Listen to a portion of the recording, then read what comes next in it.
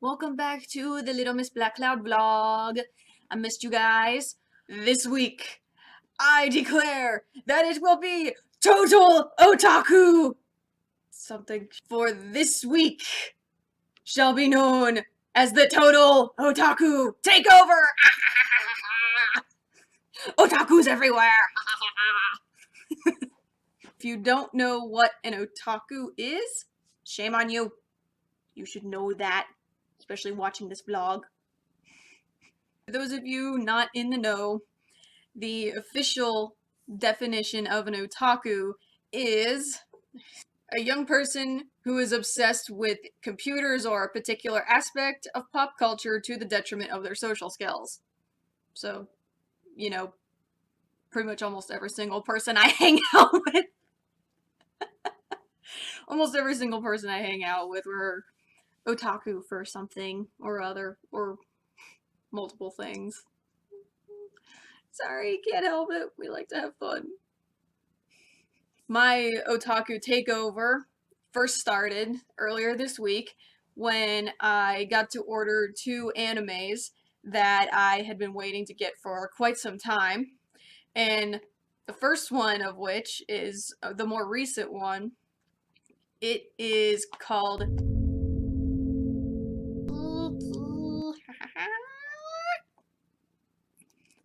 I love Shiki so much. It is possibly one of the most depressing animes that I've ever seen in my life. And yet, I love it. I love it oh so much. It's fantastic. The artwork is great. The style it's drawn in is great. The plot line, I know some people don't like the plot line just because of how dark it is, but I think it's great. It's plainly put, it's a vampire anime, and before you stop and say, whoa, I'm tired of vampires, that's exactly the reaction I had too. I was so sick of vampires because they were everywhere, they're getting bastardized left and right. Fuck you, Twilight. Fuck you. So hard. I had it up to here. I'd had it up to here with vampires and vampire stories that weren't Anne Rice related, because let's face it, it's Anne Rice. You're not going to get better than that ever.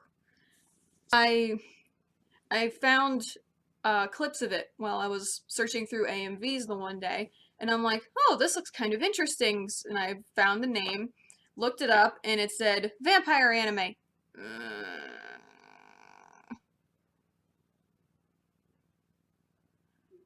But I said, you know what? Fuck it, I'll give it a try. Started watching the first few episodes, and even the first episode has you sitting on the edge of your seat waiting to have it like, what's going to happen? I must know! Shiki originates from a manga, like most anime does. The story is written by Fuyumi Ono. I think I pronounced that right. Fuyumi Ono. No. Fuyumi Ono. Haha! Got it. And the manga is illustrated by Ryu Fujisaki. The original run of the manga first started in December of 2007, so the manga is, it's decently old. It's almost 10 years old. The manga series wrapped up in June of 2011. The show, on the other hand, had actually started by July of 2010. And it actually wrapped December of 2010. It's a very short series, but it actually packs a lot into very few episodes, and you get very attached to some of these characters. The basic storyline goes that a mysterious family moves into this very, very small town. This is a type of small town where no one really cares about what happens in the outside world. They're just doing their own thing, and they are leery of outsiders, and there's always that one stereotypical girl who, she dreams of life in the big city, and she's kind of a bitch. And she's just so desperate to get out of this city, and then there's the token kid from outside of this small village who moved from the big city, and he's just absolutely hating life at this point, and he can't wait to move back. Well, when a mysterious family suddenly decides to move into this really big and grand house right on the edge of the village, everyone's kind of like, "Ooh, I wonder who this is." Intrigue, mystery, and they move in the dead of night.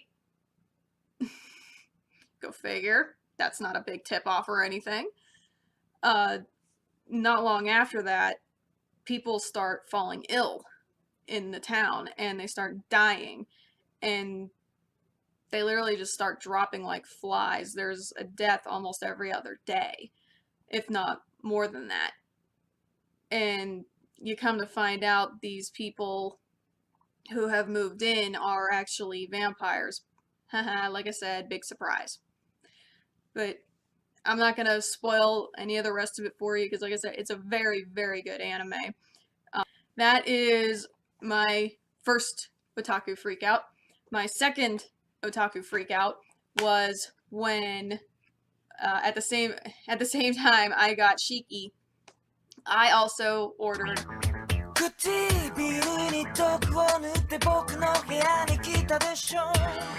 I love Holic so much. I love the art style that it's done in. I love the storyline. I adore the characters. I absolutely adore the characters, and no one can resist Mokona, because Mokona is awesome. I don't care what anybody else says. Mokona is awesome, and I want it as a pet. Like, started yet again as a manga, written by Clamp. I can't really find anything on who illustrated. I'm going to assume that Clamp illustrated it too. But that's actually one of my favorite points about this manga and the anime as well, is the elongated style that they give to the bodies. The faces and heads tend to have a normal shape and size, but once you get past even the neck's just slightly elongated, so it looks a little out of the ordinary. But then they have these very long flowing arms, these very long hands and fingers, and I find it so elegant. Manga originally started in 2003, so this one's even older than Shiki, and it did not conclude until 2011. The anime actually started in April of 2006, and it ended in September of the same year. So yet again, not that long of an anime. It's nothing like Bleach or something where you're going to be 100 episodes in and go, oh god, when's it going to be over? No filler episodes, nothing like that. Story of Holic goes, this young kid accidentally wanders into this fortune-telling shop. He's an orphan. He has to take care of himself. He's in high school. And when he stumbles into this fortune-telling shop, the woman who runs it says, "Oh, I want to read your fortune." And he has nothing to pay her with. And she says, "Don't worry, we'll figure something out." Well, she reads his fortune on his palm, and she tells him, "You can see spirits." And he just goes, "What? What do you mean I can see spirits?" And she says, "You can see them, but you don't know what they are. You think they're just weird little monsters that follow you around, and nobody else can see them." And he doesn't really believe her, except in the back of his head there's that nagging little feeling. Long story short, he winds up having to work for her. She gradually helps him develop his ability to the point where they actually become useful. He can see the spirits, he can talk to them, and in a lot of cases, he can exorcise them if they're causing problems for people. It's such a quirky anime and manga. I love it. And the main character, he's so skeptical even with all this stuff around him, and he's so cynical, which I think is part of the reason why I like him. And he's, at least in the anime, he's very overdramatic. He's a very overdramatic character, which it just adds an extra little spice into the whole thing. For Otaku News number 3. Coming in April we are going to be reintroduced to we are getting season number 3 of Black Butler, also called The Book of Circus. And it's releasing on Blu Ray and DVD from Funimation on April 19th. The only bummer is, from all the descriptions I've read so far, I can't tell if this is going to take place after the events of season 2, or if it's going to take place in the midst of, season 1, or even season 2. It doesn't really explain that very well. For those of you who have not read the manga or seen the anime, I warn you now.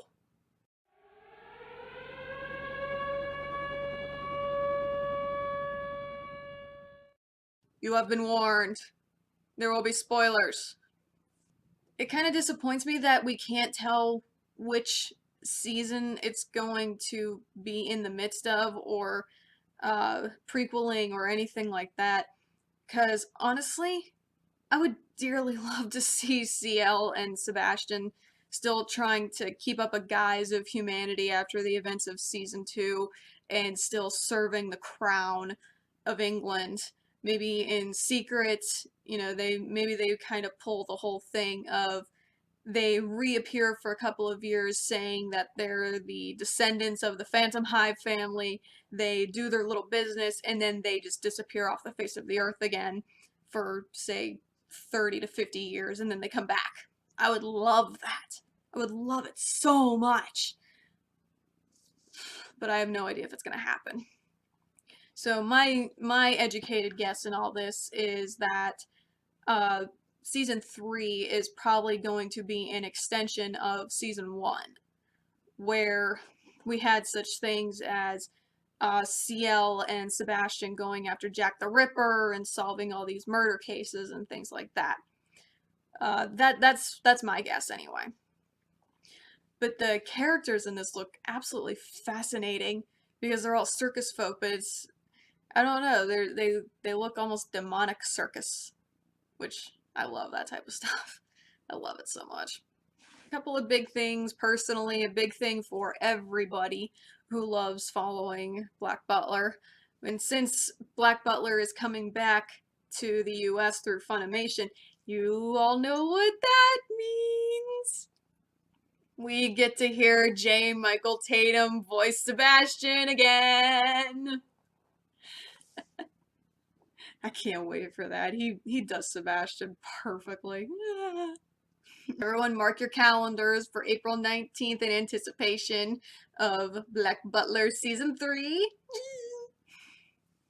So, until next week, I bid you all adieu.